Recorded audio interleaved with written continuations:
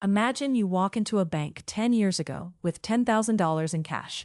You're tired of keeping it under your mattress, so you open a savings account. The banker smiles, tells you your money is safe, and promises a modest interest rate. You feel good about your decision. You're being responsible.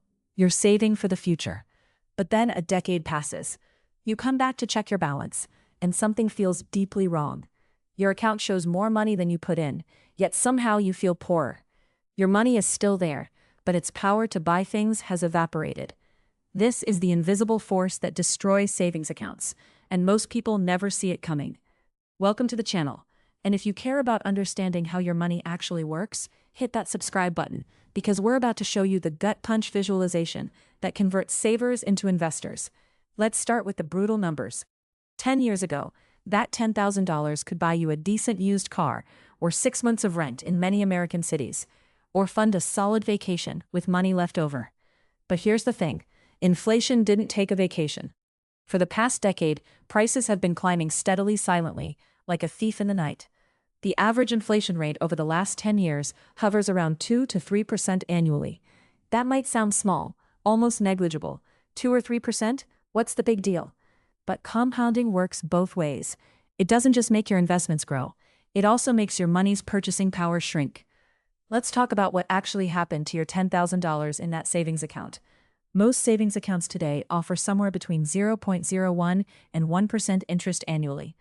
Let's be generous and say you found a really good savings account, offering 1%. That's roughly double the current national average, but we'll use it anyway. After 1 year, you'd have $10,100. Congratulations, you earned $100 while inflation ate away roughly $200 to $300 of your purchasing power. You're already in the red, and most people never notice this happening. Fast forward to year 5. That $10,000 has grown to approximately $10,510 in your savings account. Sounds like progress, right? Except during those same 5 years, inflation has quietly eroded your money's value by roughly 10 to 15%. Your $10,000 now buys what $8,500 to $9,000 could have bought 5 years ago. You've lost money despite your account balance going up. This is the psychological trap that keeps people saving in low-interest accounts. The number on the screen goes up, so your brain tells you everything is fine. Your brain is lying to you. Your $10,000 savings account has grown to approximately $10,616. You gained $616 over an entire decade. That's about $50 per year or $4 per month. Meanwhile, inflation has compounded over that entire decade, reducing your purchasing power by roughly 20 to 25%. Your $10,000 now has the buying power of approximately $7,500 to $8,000 from 10 years ago. You've lost between $2,000 and $2,500 in real purchasing power, while watching your account balance inch upward. That's not saving, that's slowly drowning, while everyone tells you you're swimming. Now let's run the exact same simulation with investing. You take that same $10,000, but instead of putting it in a savings account, you invest it in a simple, boring, diversified stock market index fund. Nothing fancy, just the market average, the S&P 500 or similar. You set it and forget it for 10 years. No active trading, no stock picking, no trying to beat the market. Just patience. Historically, the stock market returns roughly 10% annually on average over long periods. That includes all the crashes, the recessions, the bad years, and the good years averaged together. 10% might sound aggressive, but it's actually the long-term historical norm. Some years you get 30% gains, some years you lose 20%. But over a decade, the average works out to roughly 10% annually. Let's run those numbers. Year 1, $10,000 grows to $11,000. You've earned $1,000, and inflation has eaten roughly $200 to $300, so your real gain is about $700 to $800. Year 5, your $10,000 has grown to approximately $16,100. You've earned $6,100 in gains. Even after inflation erodes some of that value, you're still massively ahead of the savings account scenario. But year 10 is where the real magic happens, and this is where people's jaws typically drop. After 10 years of average market returns, your $10,000 has grown to approximately $25,900. You've earned $15,900 in gains. That's nearly a 160% return on your initial investment. Even after accounting for inflation reducing the purchasing power of that $25,000 by roughly 20 to 25%, you still have approximately $19,000 to $19,500 in real inflation-adjusted purchasing power. Compare that to your savings account with $8,000 in real purchasing power. The difference is staggering. The investor has roughly $25,000 in nominal value and $19,000 in real value, while the saver has roughly $10,000 in nominal value and $8,000 in real value. The investor is more than double ahead. Like this video if you're starting to see how broken the savings account strategy actually is. But wait, there's more. And this is the part that really converts savers into investors. The difference between these two strategies compounds every single year. In year 2, the investor's account is already substantially larger, which means the investment gains are larger too, which means year 3's gains are even bigger, and so on. By year 5, the gap has widened to the point where it's almost absurd. By year 10, the two strategies have produced completely different financial outcomes. This is the power of compounding. This is why Albert Einstein allegedly called compound interest the eighth wonder of the world.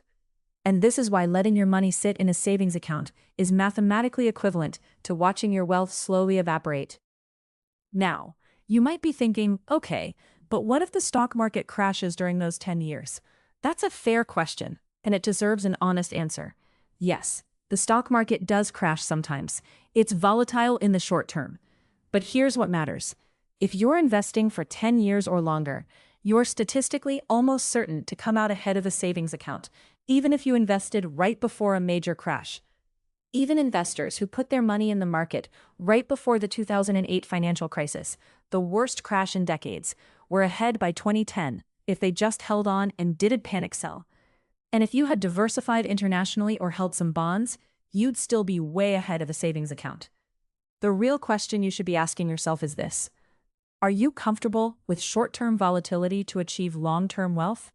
Or are you comfortable slowly watching your wealth evaporate in the name of safety that doesn't actually exist? The savings account feels safe because the number doesn't go down, but it's a false sense of security. You're losing purchasing power. You're getting poorer in real terms, even though it doesn't feel that way because the number on your screen keeps going up. Here's what most people don't understand about inflation. It's not something that happens to poor people or to the economy at large. It happens to your money specifically. Every single dollar you hold loses purchasing power every single day.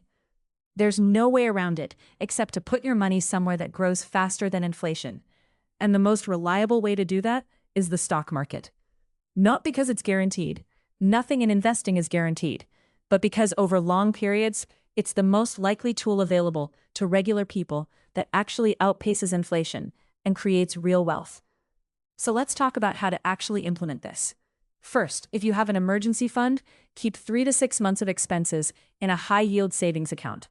That money needs to be liquid and safe. Do that. But beyond your emergency fund, any money you won't need for more than 5 years should be invested. If you're saving for retirement, even better. You have decades.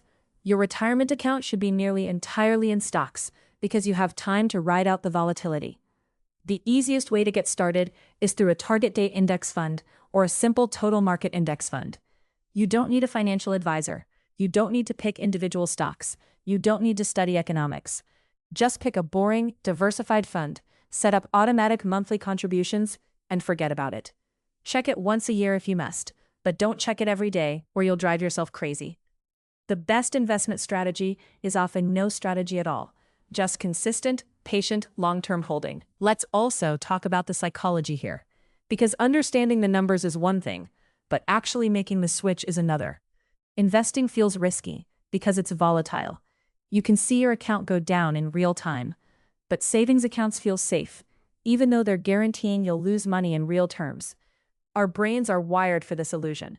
We evolved to fear immediate losses more than we fear slow, invisible losses. Losing $100 hurts more than slowly losing $1,000 through inflation, because we can see the $100 loss. But the $1,000 loss through inflation happens so slowly and invisibly that we never really register it as a loss at all. Break that pattern. Recognize that the feeling of safety you get from a savings account is a lie. It's the investor's illusion. Real safety comes from growing your wealth faster than inflation is eroding it. Real security comes from a portfolio that compounds over decades. Real wealth building comes from understanding that $1 today buys more than $1 tomorrow. So you need to put your money somewhere that turns today's dollar into more dollars before tomorrow arrives. The final piece here is this. The stock market doesn't care about your feelings. It doesn't care if you're nervous or excited or skeptical. It just keeps doing what it's been doing for over 100 years, which is averaging roughly 10% annual returns over long periods. Meanwhile, your savings account keeps doing what it's been doing, which is slowly losing purchasing power. The choice is yours, but the math is not debatable. The math is settled. Your $10,000 in a savings account for 10 years becomes $8,000 in real purchasing power. Your $10,000 in an index fund becomes $19,000 in real purchasing power. That's not an opinion. That's the math. So what should you do right now? First, comment below with your biggest hesitation about investing. Are you scared of losing money?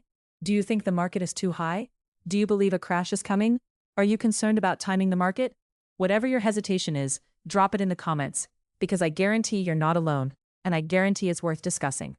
Second, if this video opened your eyes to how broken savings accounts actually are, like it and share it with someone you know who's been saving in a low-interest account. Third, subscribe to this channel because we're going to dive deep into how to actually build wealth, how to construct a portfolio, how to handle market crashes without panicking, and how to turn $10,000 into $100,000. The math is on your side if you know how to use it.